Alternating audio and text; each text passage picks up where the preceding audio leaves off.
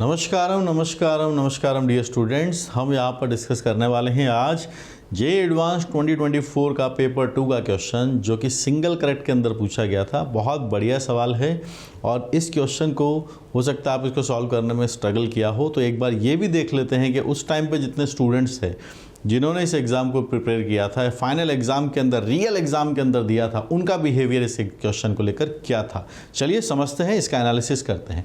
Question का attempt इस बात पर बहुत डिपेंडेंट रहता है कि वो किस कैटेगरी के अंदर, किस सेक्शन के अंदर, किस मार्किंग स्कीम के अंदर पूछा गया है। तो पहले वो डिस्कस करते हैं। ये जो क्वेश्चन है आप देख सकते हैं कि फुल मार्क्स मिलते अगर ये SCQ के अंदर पूछा गया है, सिंगल करेक्ट के अंदर, तो सही मार्क्स मिलने, सही करने पर +3 मिलने वाले हैं और -1 की मार्किंग नेगेटिव मार्किंग। और जब कभी नेगेटिव मार्किंग किसी क्वेश्चन के अंदर होती है तो एक्चुअल एग्जाम के अंदर स्टूडेंट्स थोड़ा सा रिस्क उसके ऊपर कम लेते हैं। यही अगर -1 की जगह अगर ये मार्किंग स्कीम नेगेटिव मार्किंग नहीं होती तो ये जो अटैम्प्ट वाला परसेंटेज है वो काफ़ी बढ़ जाता। और मैं तो ये, क्या आपको लगता है वो 100% हो जाता अगर नेगेटिव मार्किंग नहीं होती? तो भी नहीं, बहुत सारे ऐसे स्टूडेंट तब भी रहते, कम से कम 10 से 15%, वो तब भी इस क्वेश्चन को छोड़ देते। ठीक है, चलिए आते हैं कि उस टाइम पे कितने स्टूडेंट्स ने इस क्वेश्चन को किया। तो आप देखिए ओनली लेस देन 10% स्टूडेंट ऐसे थे गाइस। तो this question can be considered as one of the tough question of that particular paper.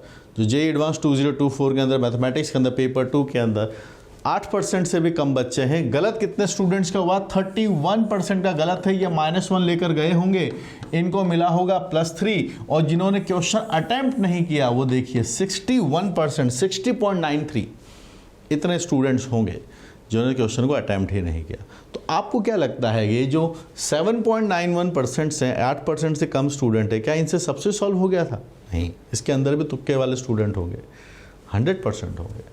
तुक्के वाले स्टूडेंट तो इसके अंदर भी होंगे जिनका लकीली चांस से सवाल सही हो, क्योंकि सिंगल करेक्ट है तो किसी भी ऑप्शन का सही होने का चांस 1/4 ही है। समझिए, तो प्रोबेबिलिटी अगर बाकी और सेक्शन से कंपेयर करें हम MCQ या NR से, पर इसकी प्रोबेबिलिटी ज़्यादा है कि आपका SCQ के अंदर तुक्का सही हो जाए। तो मतलब एक्चुअली जिसने इस क्वेश्चन को सही में सॉल्व किया होगा वो स्टूडेंट 8% से और कम होंगे। समझ गए? चलिए अब आते हैं हम क्वेश्चन के ऊपर कि क्वेश्चन में एक फंक्शन यहाँ पर डिफाइन किया गया है, which one of the following is true, ये पूछा जा रहा है यहाँ से, है ना। तो इसमें fx = 0, infinitely many solution in this interval. fx 0 की बात फिर से हो रही है, नो सोल्यूशन आएंगे इस इंटरवल के अंदर। fx = 0 के इस इंटरवल के अंदर फाइनाइट सोल्यूशन आएंगे, ये क्वेश्चन है। fx = 0 के 25 से ज़्यादा सोल्यूशंस आएंगे फॉर दिस इंटरवल। तो हर जगह एक ही डिस्कशन है कि fx जब 0 होगा, और ये सारे इंटरवल्स आप देख लीजिए, एक नज़र में सारे इंटरवल्स को आप देख लीजिए, पॉजिटिव है, नेगेटिव कोई सा भी नहीं है इसके अंदर। ठीक है, तो यानी जब हम fx को 0 करना चाहते हैं तो आप खुद देखिए यहाँ पर कि इफ़ fx = 0, एक तो तभी 0 है जब क्या हो रहा है, x की वैल्यू 0 है। But we are not interested कि x = 0 पर क्या हो रहा है, fx 0 होना चाहिए अलग अलग इंटरवल्स के अंदर। जब हम बात करते हैं कि when x is not equal to 0 and we are looking for fx should be 0, तो जो दूसरा वाला डेफिनेशन, फर्स्ट डेफिनेशन है, वो अपने लिए एक्टिवेट हो जाएगा। Okay, so fx = 0 that means x² sin π x² has to be 0। अब आपको पता है क्योंकि x 0 नहीं हो सकता तो ये वाला डेटा तो 0 नहीं जाएगा। इसका मतलब फिर ये बना कि इसकी जगह ये जो ट्रिगो वाला पार्ट है इट इज़ 0, साइन वाली बात 0 है। अब आप बताइए साइन थीटा अगर 0 होता है तो थीटा = nπ होता है। आपको ये बात पता होगी। अगर आपको ये बात मालूम है कि if sine theta = 0 then we know that theta = nπ। तो यहाँ थीटा कितना है अपने पास, ये है π/x², it is written as nπ। Pi से पाई चला जाएगा, आपको x की वैल्यूज़ दिखने वाली हैं ±1/√n। हर जगह यहाँ पर डिस्कशन पॉजिटिव में ही हो रहा है, तो मतलब सॉल्यूशन जो है वो 1/√n है। हम किसके बारे में बात कर सकते हैं? x की वैल्यू 1/√n के बारे में बात हो रहा है। ये सॉल्यूशन निकल के यहाँ से आ रहा है। अब एक एक करके इन सभी ऑप्शंस के बारे में हम बात करते हैं। तो जैसे अगर हम पहले वाले ऑप्शन को यहाँ पे सॉल्व करना चाहें, सॉल्यूशन है 1/√n, हम चाहते हैं कि इसके इन्फाइनेटली मेनी सॉल्यूशंस आने चाहिए इस पर्टिकुलर इंटरवल के अंदर। तो ये इंटरवल किसका है? ये इंटरवल है x का, और x की वैल्यूज़ कितनी हैं? 1/√n। तो 1/√n अगर इस इंटरवल में होगा तो 1/√n should be greater than और इक्वल टू, बोलो कितना, 10 पावर 10, इससे बड़ा होना चाहिए 1/10 पावर 10 से। इसको जब हम सिंप्लीफाई करने जाएंगे ये 10 पावर 10 बनेगा और लेसर देन रूट n आ जाएगा आपके पास से, तो आप सॉल्व करते हुए बनाएंगे 10 to the power 20, 10 to the power 20। 10 to the power 20 बहुत बड़ा नंबर होता है। n की वैल्यूज जब नेचुरल नंबर से आप रखना शुरू करोगे तो बहुत सारे डेटा आएंगे, 1 2 3 4 10 टू द पावर 20 तक पहुंचेगा, पर इनफाइनाइट तो नहीं होगा ना, होगा तो फाइनाइट ही।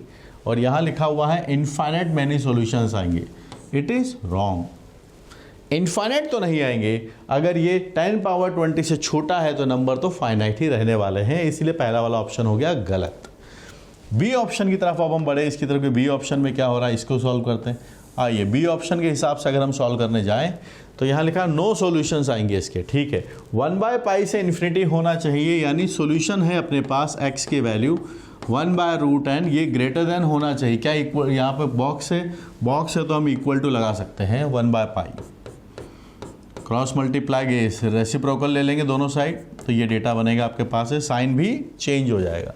यहाँ से अगर हम n को बनाने चलते हैं तो यहाँ से आता है आपके पास से π², और π² की वैल्यूज़ आप देखें तो 9.8 के आसपास होता है।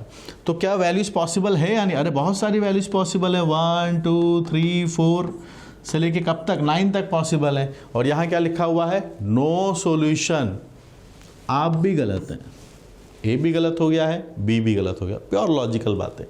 सी की तरफ चलते हैं, सी क्या कहता है वो देखिएगा। सॉल्यूशन फिर से वही fx इक्वल टू 0, 0 से लेके 1/10 पावर 10, इसके अंदर इसके फाइनाइट आएंगे। अब ध्यान रखिएगा पहले दोनों इन्फिनिटी थे, अब 0 से लेके 1/10 पावर 10 लिखा हुआ है।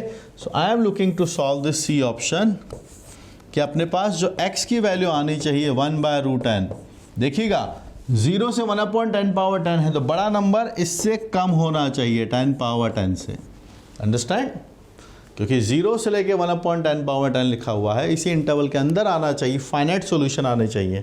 तो हमने ये लिखा, रेसिप्रोकल लेंगे, साइन चेंज हो जाएगा, यहाँ से बनाएंगे पावर बनाएंगे 10 पावर 20 बन जाएगा। अब आप मुझे बताइए 10 पावर 20 से लेके n कहाँ तक जा सकता है, n तो इन्फिनिटी जा सकता है, तो कितने सारे डेटाज हमारे पास पॉसिबल हैं, 10 पावर 20 प्लस 1, 10 पावर 20 प्लस 2, ऐसे सारे डेटा हमारे पास बनेंगे, और ये कितने बनेंगे, इनफाइनाइट्स बनेंगे। यहाँ से आया 10 power 20 plus 2, this goes on till infinity. So how many solutions are there, they are infinite solutions आ रहे हैं, इनफाइनाइट सॉल्यूशंस आ रहे हैं, दिस इज ऑल्सो रॉन्ग। लगातार अगर 3 गलत हो जाते हैं तो हमें थोड़ा शक होता है कि ऐसा ना हो चौथा भी गलत हो जाए, और अगर चौथा भी गलत हो जाए तो फिर कहीं ना कहीं टैलेंट ओवरफ्लो हो गया है, कहीं ना कहीं हम ज़्यादा सीख गए हैं, तो फिर हमें वापस से रीचेक करना चाहिए। मैथमेटिक्स के अंदर ये ऑप्शन हमारे पास वापस से होता है।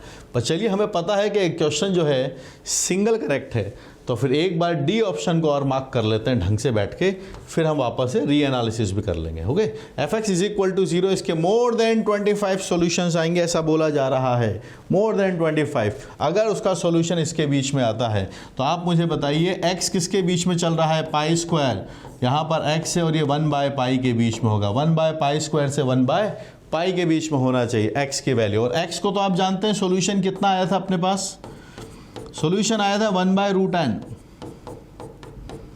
1/√n अपने पास लिखा हुआ था। तो पहला काम करते हैं कि इसका रेसिप्रोकल ले लेते हैं ताकि sign of inequality will change, ये बन जाएगा π² lesser than √n greater than π, ठीक है। तो यहाँ से वापस से स्क्वायर किया तो π पावर 4n आता है, और यहाँ से आपके पास से π का स्क्वायर आता है।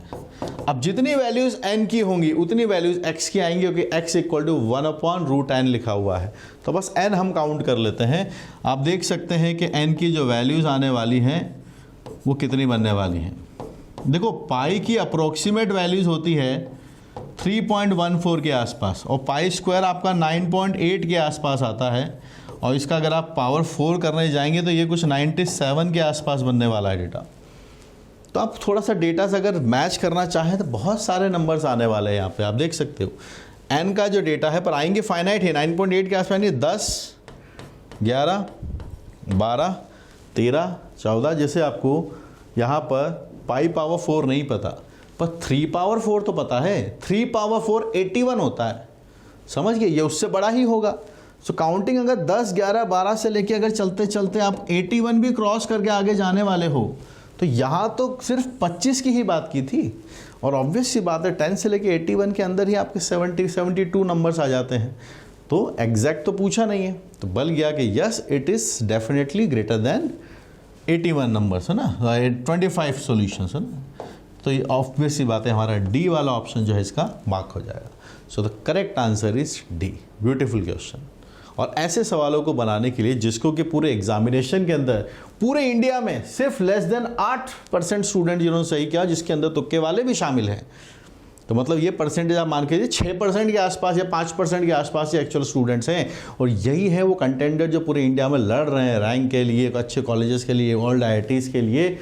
14,255 स्टूडेंट्स। ओके गाइस, तो यहाँ पर इस क्वेश्चन को हमने जो सीखा, एक एक ऑप्शन को ढंग से सॉल्व किया और लास्ट तक आखिरी तक पहुँचे।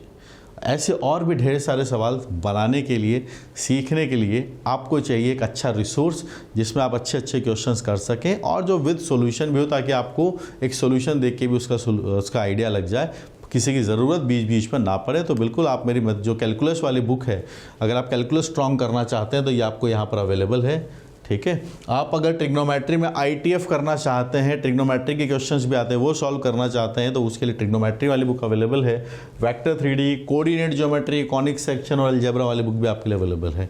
और साथ में साथ प्रीवियस ईयर बुक है ही सही। मुझसे कनेक्ट करने के लिए you can always join my telegram group Om sir, और यूट्यूब चैनल तो है ही। सारी डिटेल्स आपके सामने हैं। आप ये बुक्स आपके नियर बाय स्टोर पर अवेलेबल हैं। और लाइव पढ़ने के लिए you can install the app Uplift JEE. So I'm always there to uplift your mathematical knowledge.